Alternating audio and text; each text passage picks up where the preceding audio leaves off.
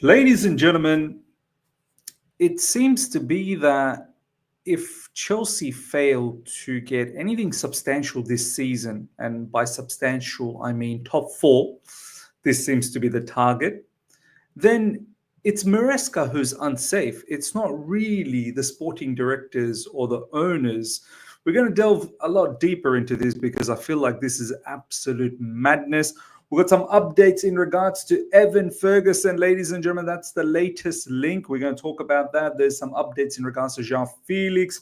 There's updates in regards to Desasi. Apparently, we're not looking to, well, we're not giving the green light. We're not giving the green light to Desasi. Finally, we made a sale, ladies and gentlemen, in terms of Casadei, and we're going to go through some comments from the press conference that Enzo Maresca had earlier today. So lots to talk about. Come on.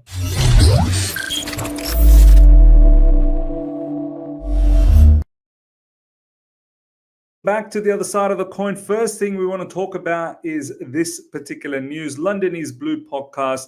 They generally have a show with Matt Law on a regular basis. And this is what Matt Law had to say. Just check this out. Matt Law believes if Chelsea fail to qualify for the Champions League this season, the pressure from the CFC hierarchy on Enzo Maresca would be more than that on the sporting directors. I mean, are you kidding me? Are you actually kidding me? The pressure from the CFC hierarchy on Enzo Maresca would be more than that on the sporting directors. I mean, how? Honestly, if you look at this season, Enzo Maresca has been, in my opinion, has been set up to fail. Who's responsible for building this squad? The owners and the sporting directors, right? Owners give the directive as to what type of players they want and what is their, remit. I think the owners, well, Iqbali really. I don't think Bowley is involved anymore. He's just a name now. I think Iqbali's remit is that get me players with high potential so that they increase their value over time, and then we can go into the market and make some money out of it. It doesn't necessarily need to be within the next 12 months, 24 months, or even 3 years. Just basically get me players that are cheap, that down the track can be worth around 70, 80, 90, 100 million, where, Chelsea can then, as we continue to develop the squad, can sell players, buy more new gems, sell players, much like the Brighton model, basically, Dortmund model, Ajax model, run our club in that perspective. So that's the directive from the owners. Directors then go and try and execute this directive by getting these type of players. So if you look at the squad that Enzo Maresca has, we don't have an elite goalkeeper.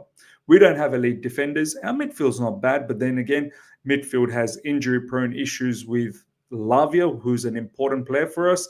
And in attacking positions, look, it's not bad. Our attack definitely isn't bad. We've got Cole Palmer, who's an X factor. Wingers were not bad, just going through a bit of a bad form.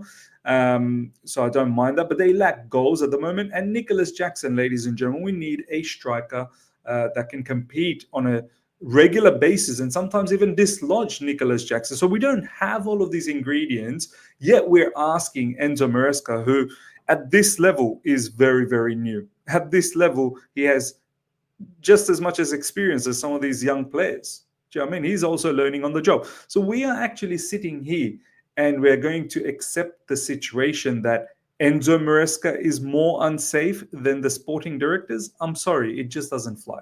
It just doesn't fly, ladies and gentlemen. It cannot be like this. If anything, we should not even worry too much about Enzo Maresca. Does Enzo Maresca have flaws? Of course he does. Of course he has flaws. Can he get better in certain areas in terms of substitutions, in terms of integrating some of the players that seeming to be unhappy and looking to leave the football club in this window? Can he do better in that regard? Of course he can. But as I said, he's also an inexperienced manager. So how we putting all the burden on this inexperienced manager? And if he fails, if he collapses, then it's on him and not on the people that have been unable to give the right environment, the right squad for this manager to compete at the highest level. So that's just my thought, ladies and gentlemen. The crazy notion, it seems like, from Matt Law. And you know what? I probably don't think this is too far-fetched. This is probably how our owners and our sporting directors are thinking. They're probably thinking, they literally think the Premier League is a walk in the park. They think the squad that we have is good enough to compete in the Premier League at the highest level. No, it's not. There's too many holes. Yeah, we went through a bit of a winning patch, but you have to say we got lucky, and now things are catching up to us. Whether we can turn it around again, whether Maresca can do a bit of a magic again, we'll see. We'll see. But for me, the issues have always been there, even when we were winning games. And now, basically, the issues are well and truly exposed in terms of goalkeeper, in terms of defense, in terms of lack of striker option up front. These issues were there even when we were winning games. So, ladies and gentlemen, let me know your thoughts in regards to this news. How do you feel about that? Do you agree that Enzo Maresca should be the one who should be blamed a lot more if Chelsea fail to get top four, as opposed to the owners and the sporting directors? Let me know your thoughts in the comment section below. Chelsea joined the race for Evan Ferguson. This is the latest news that's circulating around. I mean, we've been linked with Evan Ferguson for a while. I've said this not that long ago as well, that, look, don't be surprised if this link comes around, because he is not wanted at Brighton. And can you imagine, when you're not wanted at Brighton, that's pretty deep. Generally, Brighton, they make money out of these type of players. And when you're not wanted, that just shows that there's something wrong. Look, Evan Ferguson, a couple of seasons back,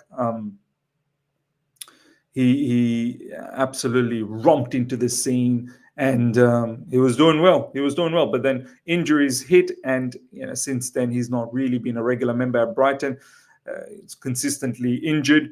Look, there's a player in him, but is this the right time to get a player like Evan Ferguson, another player that has injury clouds around him?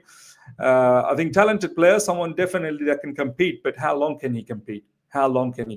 West Ham are in for this player as well. West Ham are going quite strong, apparently quite advanced. Graham Potter knows about this player, so it's understandable that West Ham are after this striker. Look, for me, we need something a little bit more concrete in terms of player quality right now. I mean, as I said, he's talented, but the injury issues are a bit too much for me to think about bringing this player in. So, and this is what we've landed after a month of the window being open. Evan Ferguson is the best that we can do. Yeah, just shows how much planning or lack of planning that our directors and our owners are doing. Next up, ladies and gentlemen, Joao Felix salary makes the potential deal to Aston Villa complicated.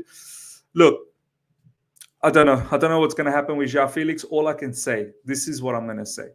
Harboring unhappy players in the football club is not a good thing.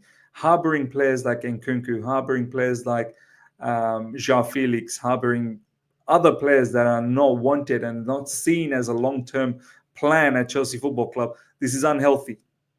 As soon as the window closes, you're going to rely on some of these players to come off the bench to do a job for Chelsea Football Club, knowing that they're not happy, and they've got a reason not to be happy. It's not because on their own, it's because the manager doesn't seem to integrate them in. The manager does not fancy them.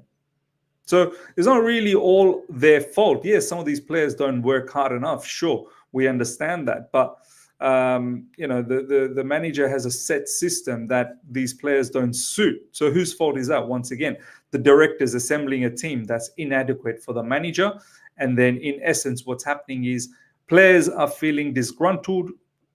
Bad reputation of the club is formulating across, people outside. And ultimately, the team and the manager is getting hurt, ladies and gentlemen. Look, somehow we need to find a solution for Joao Felix. I feel like players like Joao Felix, players like Nkunku, you need to be moved on. You really need to be moved on. Some will say, no, we need the depth. We need the quality. What's going to happen if something happens to Palmer? Look, I'm sorry. Players like Nkunku and Joao Felix, they're not going to wait around for something to happen to Cole Palmer. These are not these type of players that just wait around for a player to be injured so that they can get some minutes. They come to a football club to be one of the most important players. We have to understand which type of, players we're talking about. These are not Mickey Mouse players.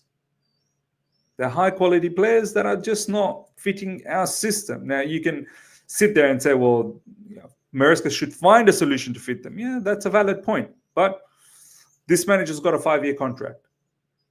In my opinion, it's probably best to listen to what this manager wants to do and give him the ingredients that is required to play his football, as opposed to try and appease players that don't fit his system. Because let's be honest, if you sack this manager, you're going to start looking like an idiot, which so far the sporting directors and the owners, this is how they look like. They look like idiots, handing out all of these long-term contracts and consistently chopping and changing managers. It's not looking... If you were to sack Maresca by the end of this season, it's not going to set a good reputation on these new owners. So that's just my thought process. I know a lot of you guys will say, well, Roman did the same thing. Well, Roman at least won trophies. We're not even winning trophies, and we're sacking managers left, right, and center. Next up, ladies and gentlemen, Chelsea are stalling and have still not given the green light for Axel Desasi to join Aston Villa. The player hopes that an agreement will be found quickly. I mean, once again, what's stopping us on this? Player has agreed personal terms with Aston Villa. Yeah, we are stalling. We are not giving the green light. Why? Once again, this bad reputation. Just let this guy go. I mean, is it because we're not getting the right deal once again? I mean, we have that many players. This is the problem. We're not going to get the right deals on everyone. You're going to run into a situation where the rival clubs, they will try and get a discount from us because we have too many players that are not wanted by the football club. You're not going to win on every trade.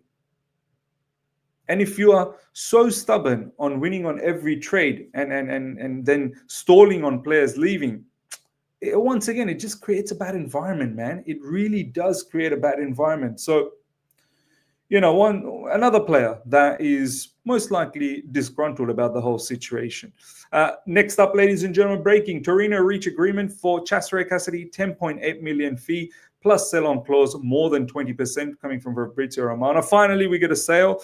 We were waiting on this sell-on clause, I believe. Whoever is able to give a nice sell-on clause. 10.8 million fee, also not bad. I think we purchased him for about 14, 15 million or 16 million euros.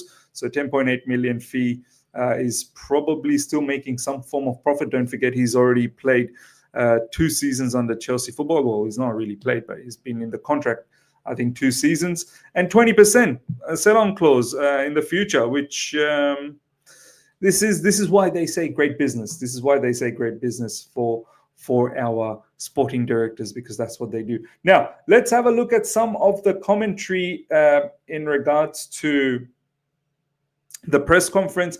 Enzo Maresca on responding to City defeat. We need a response, a good performance to try and win that game, not because it's after the City game, but we try to always do the same. No one's injured at the moment besides Romeo Lavia and Wesley Fofana and Buddy Shield. Enzo Maresca playing on deadline day. I said many times, yeah, we've got a match on deadline day, by the way. I said many times, it is the same situation for all the clubs, all the managers. You can work with the ones that you are sure are going to be with until the end. So that is good for me. Yeah, look, I said it before the window opened, a bad form.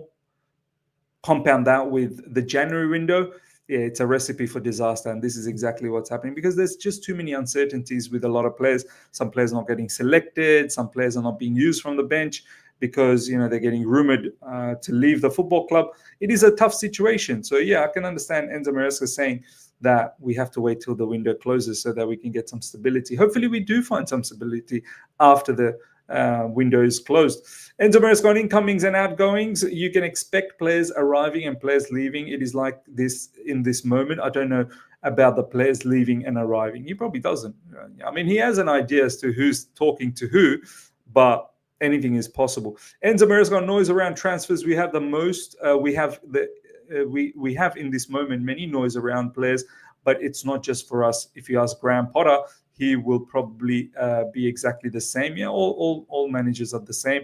Enzo Maresca City game plan. We don't want to talk about that too much. Enzo Maresca Guiu, he seems to be quite impressed with Guiu. I want to talk about what he said in regards to Who's starting the goal? There you go. Not yet decided. We have 2 or 3 days. Any decision I make, I feel good because Philippe has done well. Philippe or Robert, we will see, but any decision will be okay. He goes on to say something about Sanchez. I don't want to worry too much about what the fans feel, but he had to say something about Sanchez. Yeah, this is quite important as well, by the way. Check this out.